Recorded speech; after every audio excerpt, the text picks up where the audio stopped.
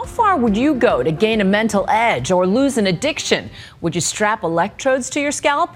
It's the hottest new answer to what ails you, whether your problem is poor concentration or chain smoking. How does it work? And is it too good to be true?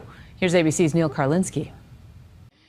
It's about 3:30 and this will be my third cigarette of the day. Jessie Stevens is a smoker looking for a way out. This will be my fourth cigarette of the day. How bad does she want to quit? You might be surprised. The 24-year-old is at the University of New Mexico, where she is willingly going through a low-grade form of shock therapy, a combination of meditation and what's called brain stimulation, powered by a simple 9-volt battery. We've got you all set up here, so we'll just jump right into the meditation, if that's okay with you? Sure. And in California, I'm putting saline solution on the sponges. J.D. Leadham has given up his morning jolt of coffee Hi, Mom. for something a bit stronger. Leadham's morning boost almost sounds like he's jump-starting a car. He takes an actual jolt of electricity straight to his brain. This simple device, strategically placed on J.D.'s skull, could it be a real-life thinking cap? I definitely think it's effective. I've stopped drinking coffee altogether. I used to drink 2, 3, 4 cups a day, and now just doing one short TDCS session in the morning is enough to carry me throughout the entire day. It's called TDCS, Transcranial Direct Current Stimulation. Its users believe it can help sharpen focus and improve memory, coordination, and learning.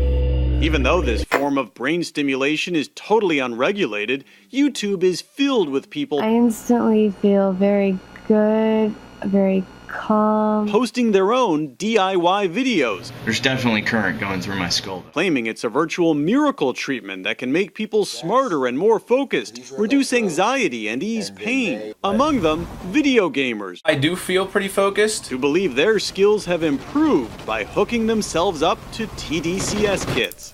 JD first heard about TDCS in college and says he used it as a supercharged learning aid. I went in to take the test. I thought I was going to fail, but it turned out that I got an A, and I could actually remember looking at the questions on the test and remembering concepts down to the very paragraph that they were located in the book.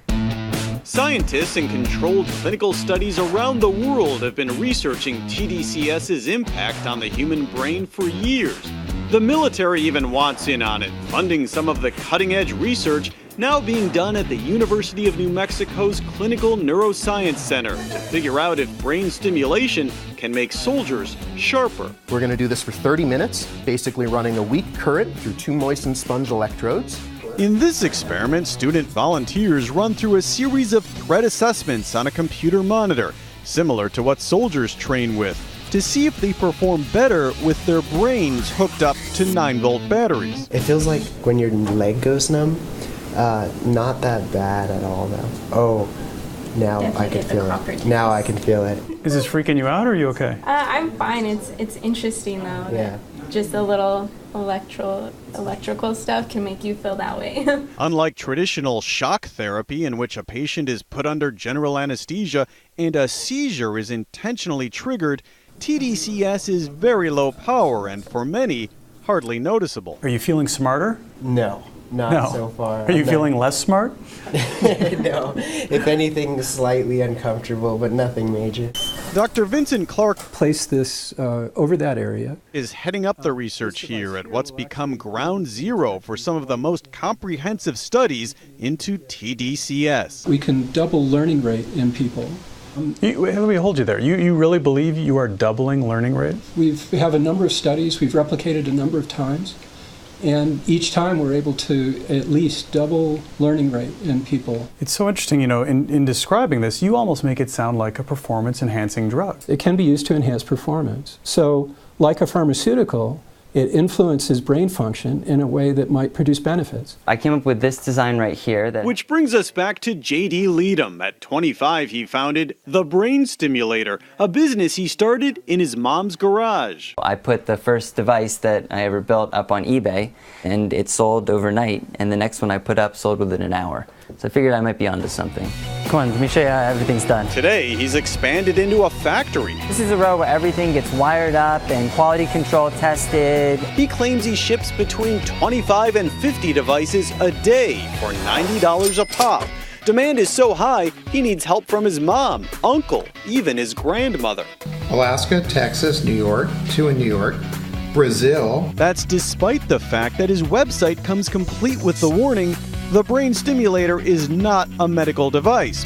And the results are from our findings and may be incomplete and/or completely wrong. Do not view this data as absolute facts.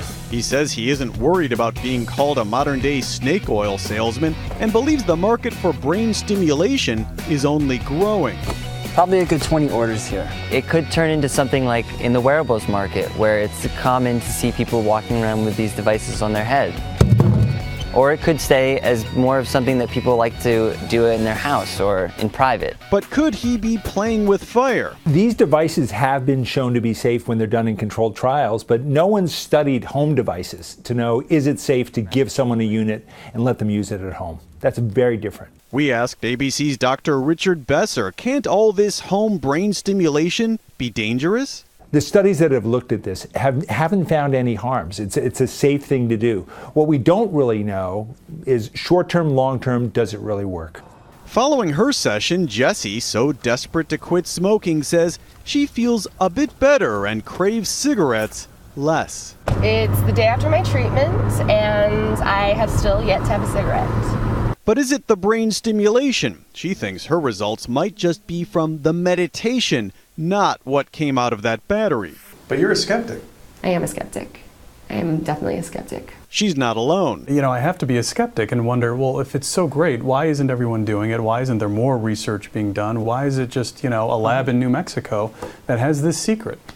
I think part of it is it's so new that nobody has heard of it yet. A lot of the big studies that need to be done, safety studies and large clinical trials, haven't been done yet because they're very expensive. Dr. Clark says buying a homemade kit might be risky because no one yet knows if there could be long-term effects. And while he is a believer when it comes to easing pain and helping with learning, even he is cautious. Do you stimulate your brain? I have in the past, but I don't typically. I don't need it. I don't drink coffee either. I don't feel like I need it, I'm Neil Karlinski for Nightline in Albuquerque, New Mexico.